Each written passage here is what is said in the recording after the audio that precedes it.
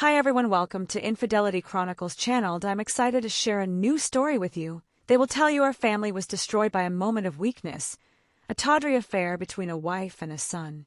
But a house like ours, built on a foundation of quiet, corrosive secrets, doesn't shatter its roots from the inside out silently until one day someone is brave or foolish enough to press on a gilded wall and discovers it's all just dust. The affair wasn't the event. It was simply the moment the decay was finally exposed to the light. If you are fascinated by the intricate deceptions that lie beneath picture, perfect fact, live, subscribe to our channel. The truth is always more complicated than the story they tell you. My name is Adeline, and for 16 years I had been the perfect wife to Sophia James. My role was to be the elegant chatelaine of our ancestral estate in the heart of New England, a sprawling stone manor that had been in his family for generations. It was a house that breathed history and suffocated its inhabitants with the weight of expectation. At 42, I was another beautiful antique, polished to a high shine and valued for my silent decorative presence. Sophia was a man forged in the crucible of old money and power, his emotions as carefully managed as his stock portfolio. Our marriage had long ago settled into a state of polite Arctic distance. He moved through our life with a detached grace, his business trips to London and Hong Kong providing the only punctuation to our monotonous, elegant routine. His absences were my oxygen. They were the only times the heavy velvet curtains of the house seemed to lift, allowing a sliver of light a moment to breathe. His son, Henry, was home from his final year at university at 22.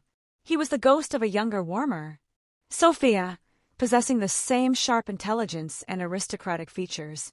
But his eyes held a watchful, questioning light that his father's had lost long ago. Our relation *********S was one of careful neutrality.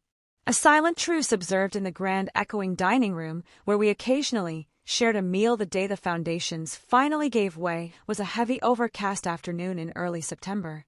Sophia was in Geneva. The air was still pregnant with the promise of a storm. I found myself in the library, a room that was more a shrine to the James lineage than a place for reading. It smelled of old leather, lemon polish, and neglect. I was sorting through a box of my own things as relics from a life before I became Mrs. James. My fingers closed around a worn photograph. It was me at 22, backpacking through Spain, my face tan and laughing, my eyes bright with a fierce, unscripted joy. I stared at the girl in the picture, a stranger full of life and light. A profound hollow ache opened up in my C*********T. It wasn't sadness, but a far more devastating emotion. Recognition of a self I had completely lost. I had traded that girl's boundless horizon for this beautiful, suffocating cage. I didn't notice the soft creak of the heavy oak door. I've never seen that one before, I gasped, dropping the photo as if it had burned me. Henry stood in the doorway, his hands tucked into the pockets of his trousers. He hadn't just startled me. He had intruded upon the most private, sacred moment of my grief, the mourning for my own life. It's just an old picture. I stammered, my cheeks flushing with a hot, fierce shame. I bent to retrieve it, but he was faster. He picked it up, his gaze dropping to the smiling face of the girl I used to be. He looked from the photograph to me, his expression one of intense, unnerving concentration. He wasn't just looking. He was comparing. He was calculating the distance between the vibrant girl in the image and the pale, muted woman who stood before him in his eyes. I saw not pity, but a flicker of something far more dangerous, understanding. He saw the trade I had made. You were happy, he said. It wasn't a question. It was a verdict. I was young. I countered, my voice thin. That's not the same thing. He replied softly, his eyes still holding mine. He placed the photo gently on the table beside me. He didn't apologize for intruding. He didn't retreat. He simply stood there, a silent witness to the truth. I had spent 16 years trying to hide. The air grew thick, charged with the weight of everything he now knew. Then he gave a slight, almost imperceptible nod and left the room, pulling the door closed behind him, leaving me alone with the ghost of the girl in the photograph. The silence he left behind was no longer empty. It was filled with the echo of his perception. The following 24 hours were an exercise in exquisite torture. Every shadow in the long hallways seemed to hold his silhouette. I heard the echo of his quiet pronouncement. That's not the same thing in every ticking clock. He had seen the core of my unhappiness, and that knowledge now formed an invisible, unbreakable thread between us. That night the promised storm arrived with theatrical fury. The ancient trees surrounding the manor groaned under the assault of the wind, and rain lashed against the leaded glass windows. Then, with a flicker and a groan, the power died, plunging the cavernous house into an absolute, disorienting blackness. A gasp escaped my lips. I've always hated the dark, a childish fear that had lingered into adulthood. Adeline Henry's voice called out from the direction of the main staircase. "Are you okay?" "I'm fine," I answered, though my heart was pounding just the storm stay put. "I know where the generator panel is." I heard his measured footsteps descending the stairs. I remained in the drawing room, my arms wrapped around myself listening to the storm rage outside. A few minutes later, he returned the beam of his phone's flashlight, cutting a path through the darkness. "The generators, not kicking in, must be a blown fuse. The box is in the cellar," he said. "It's pitch black down there. Do you want to come with?" The thought of being left alone in the vast, dark house was more terrifying than accompanying him. "Okay," I whispered. We navigated the winding servants' corridors to the cellar door. The air that rose to meet us was damp and smelled of earth and stone. He went first, his flashlight beam dancing over the steep, uneven stone steps. I followed, my hand trailing against the cool, rough wall for balance.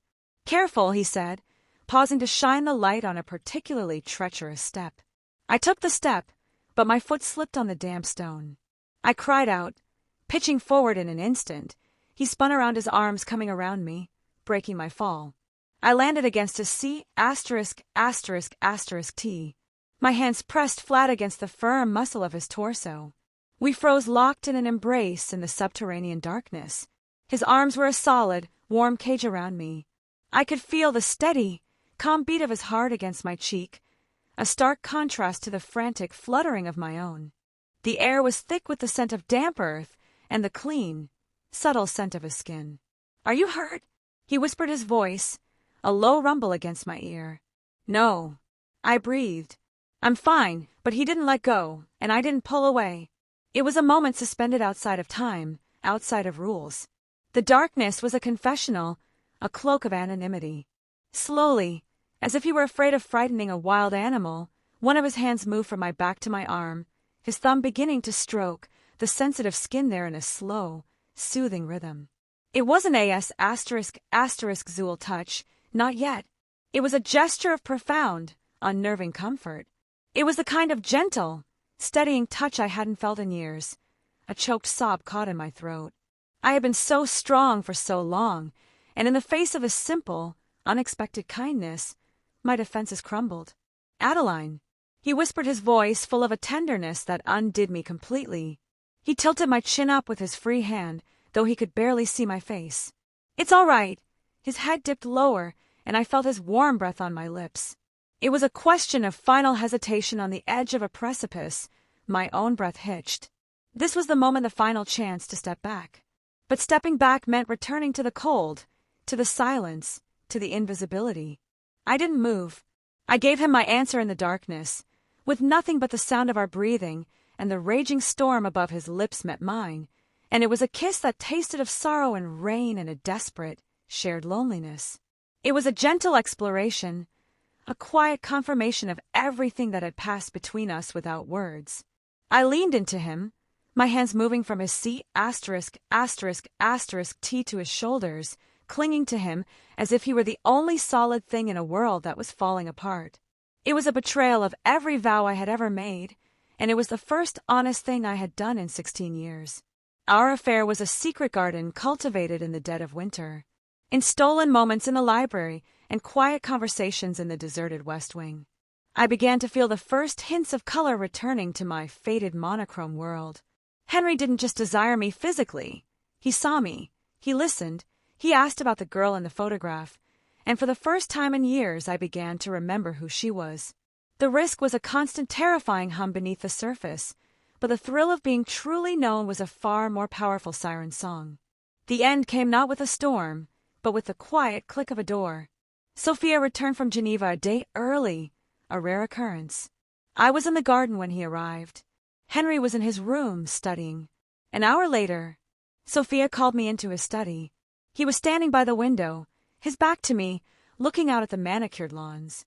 The room was unnaturally still. I was looking for the quarterly reports from the Henderson account. He began, his voice dangerously calm. I couldn't find them on my laptop, so I thought I'd check Henry's. He sometimes downloads them for review. My blood ran cold. His laptop was open on his desk. Sophia continued, still not turning around. So was his messaging app open to a conversation with you? He finally turned, and his face was a mask of cold, controlled fury. His eyes were not angry, they were dead. He was telling you he couldn't wait to see you tonight after I was asleep. He called you. Addie. I couldn't breathe. There was no denial, no escape. The digital proof of our secret intimacy lay exposed. How long, he asked, his voice, a quiet, lethal hiss. I couldn't speak. My silence was my confession. A humorless, bitter smile touched his lips. I provide you with this life, this house, a name that commands respect. And you repay me by polluting my home with this filth with my own son. He took a step closer, his eyes boring into me. You are a disappointment. Adeline, a profound and pathetic disappointment. He didn't yell, he didn't have to. His quiet surgical disgust was infinitely more painful. He had already tried, judged, and convicted me. Pack your things, he said, turning back to the window as if I were no longer worth looking at. I want you gone within the hour. My lawyer will handle the details.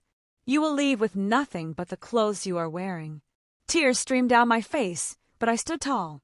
The terror was there, but beneath it was a strange, hollow sense of release. He was casting me out, but in doing so he was finally setting me free. He saw a sordid betrayal. He couldn't see the decade of polite neglect that had plowed the fields for this to grow. He couldn't see that his house was a tomb, and my affair with his son was simply a desperate, clumsy attempt to claw my way out of the grave he had put me in as I walked out of that house for the last time. I understood the devastating irony in my hunger to be seen by one person. I had made myself a pariah to the rest of the world, but my greatest transgression wasn't the affair. It was the 16 years I had spent silently agreeing to my own erasure. I had allowed myself to become a ghost in my own life, and it took a boy's perceptive gaze to remind me I was made of flesh and blood. The ruin was not the end of my story. It was the violent, painful, and necessary beginning. My story ends here. If you feel that this story is meaningful and brings useful lessons, please like,